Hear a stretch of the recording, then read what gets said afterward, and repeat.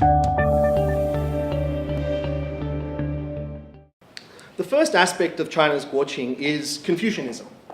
Now, without going into a lengthy academic description of what Confucianism is and isn't, I use it here really as a shorthand to represent a number of values and Chinese characteristics that you come across when you're working in China or with Chinese clients.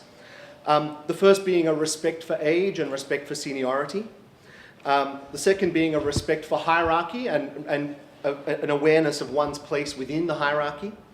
The third being respect for the rights, for the li, for the sense that there's a correct way of doing things and that things should adhere to the proper form. And lastly, a desire for harmony and the avoidance of conflict. So they're sort of the elements of Confucianism that you'll encounter as you're working with Chinese clients in the professional services environment. The second key aspect of the Chinese guoqing is what I like to call the L-plate market economy. China has a very vigorous capitalist market economy, but it's still obviously in a very rapid stage of development. There are very heavy-handed government regulators looking over that market economy. There is a very complex bureaucracy which you will bump up against doing business all the time. The market participants, be they clients or the regulators themselves or other counterparties in the market, are relatively inexperienced, particularly in matters of international business, and it's all changing very rapidly. So you always need to bear in mind sort of the L-plate nature of China's market economy. The third thing to bear in mind, and I think it's very important, is that China is not monolithic.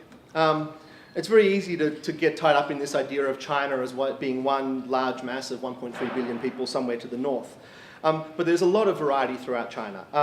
Obviously a lot of regional variety, so serving a client in Beijing is very different to serving a client in Shanghai or Guangzhou, and even more different than serving a client in the so-called second-tier cities, not to mention the third-tier and fourth-tier cities. So you really need to bear in mind the special characteristics of the region, the geography where you're working and where your client is located.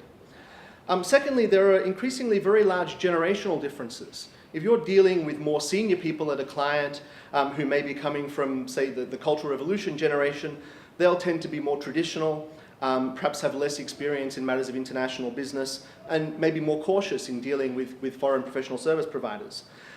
Whereas the generation from the 70s and 80s and even 90s now, very tax savvy, very internationally minded. Many of them have studied overseas and had business experience working with international businesses, and they're very sophisticated business people. So there's huge variety across the people that you're working with in terms of their generation. And lastly, there's a great deal of difference dealing with state-owned enterprises and privately owned enterprises. And I'm going to touch on that in particular in detail a bit later on this evening. And the final aspect of the Chinese guoqing that I wanted to mention tonight was a limited history of professional services. Arguably, an economy needs to reach a certain level of development and sophistication before there's a genuine need for professional services. And that point has really only been reached recently in China. It's worth bearing in mind that lawyers were in fact completely abolished under Mao. Some would probably say it's a pretty good idea. But anyway, they re-emerged at the end of the 70s, and so lawyers practicing in China and law firms in China really only have a 20 or 30-year history, and similar with other professional services. There is the impression that Chinese clients somehow don't value professional services, and to a certain extent, that is true. They haven't had the experience of working with professional services firms to begin to appreciate the value.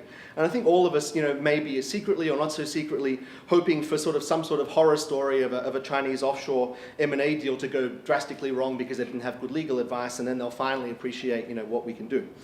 But obviously, we also haven't demonstrated our value properly yet. And so when you look at where are we now on the scale from sort of, what's a lawyer, what's an accountant, what's a management consultant, through to seeing us as a necessary evil, through to regarding us as a trusted and valued business advisor, I think we've still got quite a long way to go along that spectrum before Chinese clients are there and are supportive.